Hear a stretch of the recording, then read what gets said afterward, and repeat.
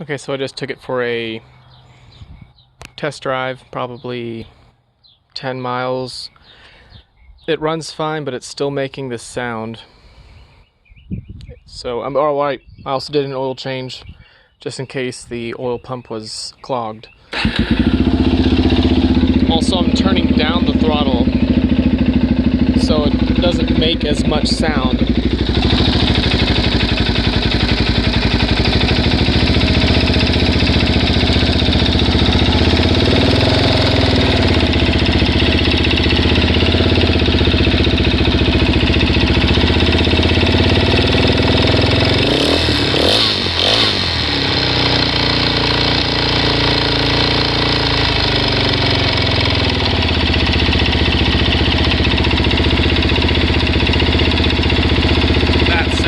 That's the sound I'm worried about. It's like a heart ticking.